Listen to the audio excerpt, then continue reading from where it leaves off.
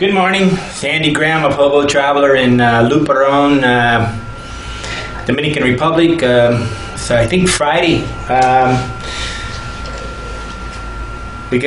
at a hurricane hole. It's a place where sailboats come and stay during hurricanes, or that's basically a safe harbor.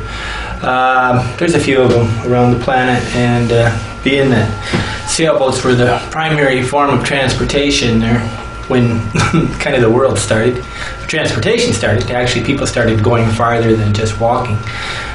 They're pretty important places.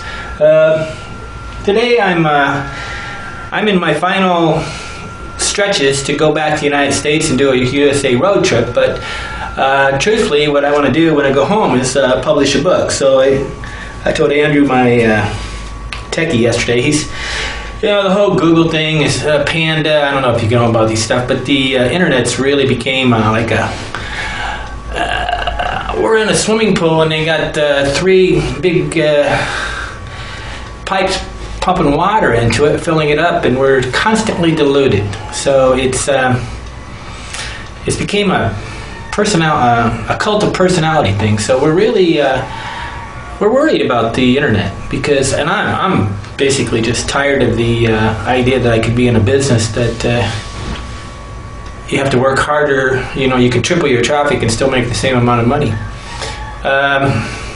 But nonetheless, so I'm going to writing books. Andrew's going to be in charge of the website stuff. Eventually, he's going to be basically, I'll be the quarterback, but he'll take over a bigger part.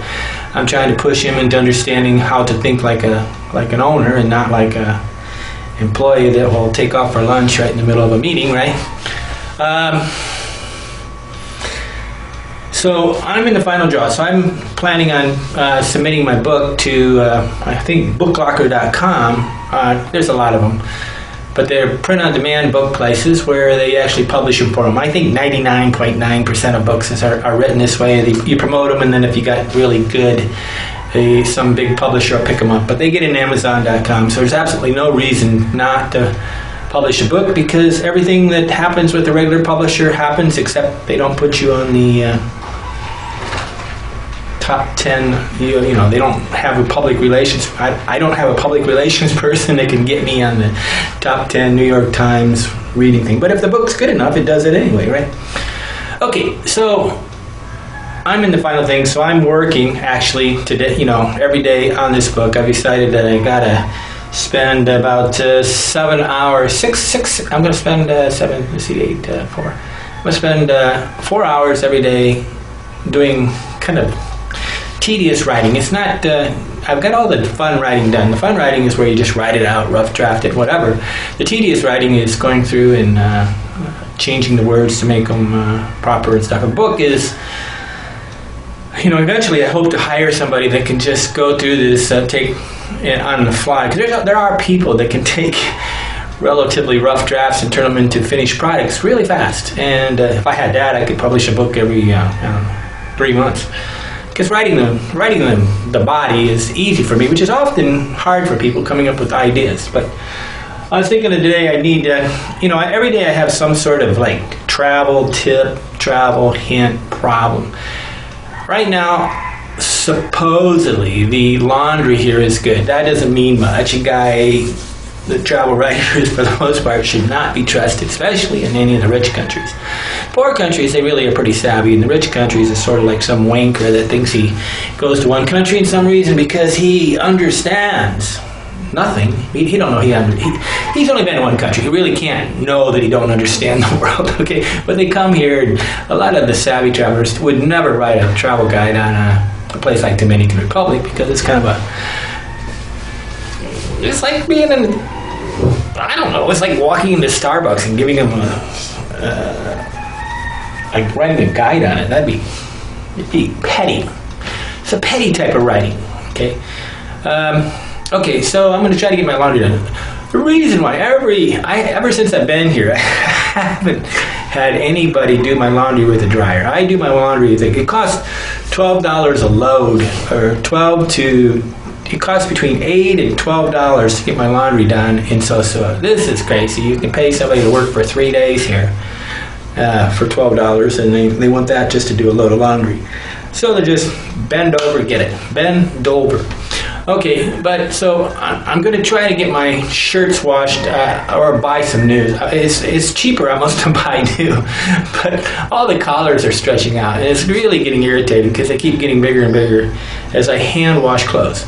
So I'll go over there today to Steve's, Captain Steve, which is sort of a tourist trap type pricing structure, and see if I can get my laundry done at a reasonable rate just to shrink the clothes. I do this about once. If he doesn't have a dryer, I won't do it, because there's just no point in going to a laundromat. The value of laundry in most places is the dryer. Without the dryer, you really just pay somebody to hand wash your clothes. It's probably better. If not, I don't know what I'll do. I'll probably buy some shirts. I think I'm about ready to buy 2 or 3 shirts, and it's the shirt costs $1, and it costs you $1 to wash it. So they have these used clothes from all these rich people that dump them in I don't know what they do, Goodwill or something. So you can always go buy some designer shirt for $1 or $2 or $3. It's more expensive here than Guatemala. I mean, this is 3 times the cost of Guatemala. But we used to take tours of the pockets in Guatemala and go around and look and see what kind of great thing. In Europe, my girlfriend in Africa would buy these, $200 shirts for $1 at the market. If you know what you're looking for, they're really pretty good. But so the problem I'm solving today is that my room is great. It's $118 a month. I'm actually thinking about hiring a cleaning person to come in every day to clean my room. Basically, can't do it with you need somebody that you can manage. But for $1 a day, I can have somebody clean my room. So pure luxury. People think I'm a hobo or something. Actually, I pay for all sorts of stuff. I actually take taxis from one city to the other city, private taxis, because the most torturous thing about travel is the trip between the cities. Living in a room for $5 is not torture. It's actually quite enjoyable, because you're safer in a lot of ways. I was laughing, all these. I was going to call up Johnny. Johnny was in here, and he was living in a hotel, and they had 2. He got the higher priced hotel, which is reasonable, because he's only going to be here for a couple of days. Just a couple. It's only like $4 a day more.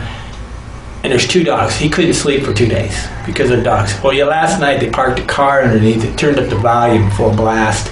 And I was like, oh, there's a hotel called Diamante. I think it used to be called the Plaza.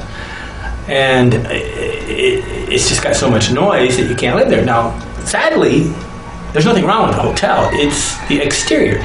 And this is the reason why I really try to keep people from buying real estate. You don't know what's going to move in next door to you. You can literally have a disco move in next door and totally destroy the value of your property in days. And if it's even possible, it can. Okay, there's people that have in Sosua that have brothels move in next door in a way. They have. There's a beach house down, I think, where the whole house is full of prostitutes. That's what I want for my neighborhood, because there is no zoning laws, and there's no way to protect your property short of squatting on it. If you leave, you might steal it. But it's funny stuff to me, because I don't know. I think sometimes they make all these people just for me to gander at. Without the tourists doing crazy stuff, I don't know what I do half the time. The locals do, silly things in a different way, like drive their motorcycle at 50 miles an hour and don't put on their brakes until it's too late. They do more just insanely risky things, or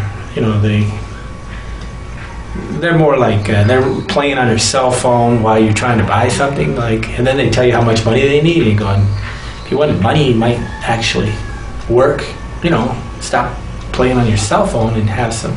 But there's no, they don't really need to work. Contrary to everything you think, the third world, or 85% of the planet, really doesn't need to work, or they would be working, right?